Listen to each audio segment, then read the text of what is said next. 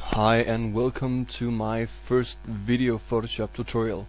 I'm Adam's son and I will be showing you more or less how I did this photo that you can see on the screen right now. It's a photo of myself, well, duh, and it's taken by a friend of mine called Mikkel, who came along to my studio and we played around and he did this shot of me. The original photo looks like this.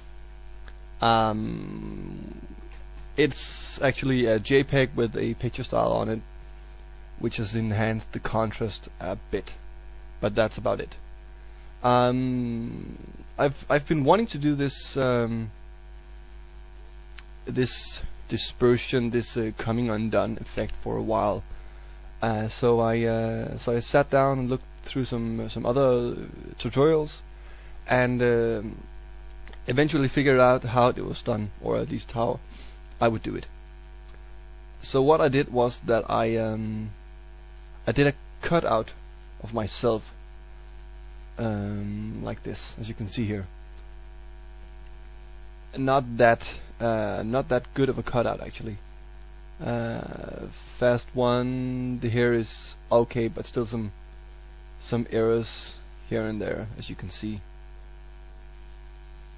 Right here, I did it with the extraction tool, which is okay for most things except here. So I did this cutout, and I did another version of myself, which was bigger here. I copied myself and placed it right behind me like that, made this one darker, and I did this one as well, which was just dragged out of proportion to be the fragments behind me. Okay, let's see here. So what I did was let's go to this layer. And I added a layer mask and filtered with black so that the effect was not shown. And then I took, as you can see here, a brush, white brush, with the maximum flow and opacity, and just painted, not painted, but tapped the effect back, like this.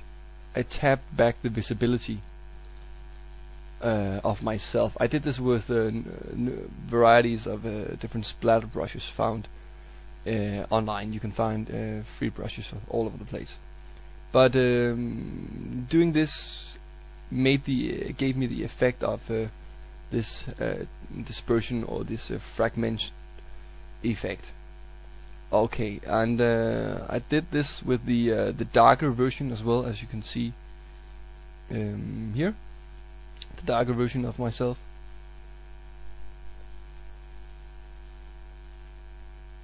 to give it a bit more depth in the final image.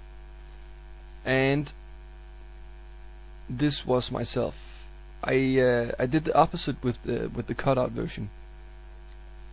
As you can see here, this is the regular version, and I added a layer mask, and instead of a white brush, I did it with a black brush and painted the effects away or off me. And I tried to find some similar brushes and similar cut-ins in the body to match the disappearing effects, as you can see up here, around this area. But more basically, it's just a try and error. Try, if you can see, to make something look good actually. Okay, this far is good. This is more or less the main effect. I added a white background. As you can see here, I did not add this place though, because there I just used the original image to gain the shadow. The reason why I cannot see the rest of the original image right now is because I had a white layer on top of it, except on that spot right there. I then added some vibrance, not that visible.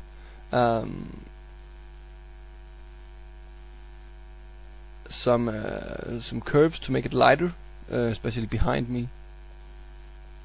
You can see how the curves layer is just lifted. And my favorite tool, paint with light. I've mentioned it in some of my written tutorials, but basically it's a custom non-destructive layer where I, with my white or black brush, can add a dodge or burn effect. What I do is I create a regular empty layer, use the overlay blending mode, and then I paint highlights back. For instance, like this, I'm painting a highlight back. You can see what it actually does. I've used it on the skin areas mostly to brighten up some selected areas. It's also good to be used when working with glamour shots and stuff like that, to make the skin look more shiny. I actually added a lens flare here, right around this area. Sorry.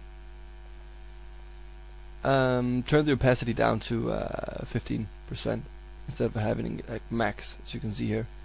I thought it, in my opinion, it ruined the image a bit. I've done some cross processing, which is giving this. I don't know. At the moment, it seems like it's very used in fashion and stuff like that. So I've grown fond of it as well. It's a regular curves layer, but instead of going adjusting it in the RGB channel, I adjust the channels separately, doing a small S curve on the red like this. A blue I actually lift it up like this, which means that my black turns a bit bluish, and then I shift a bit down to decrease the contrast on the blue layer channel, sorry, and the green I mimic the red as well, as you can see here. So that's a good old cross processing. You can find that on different tutorials online as well.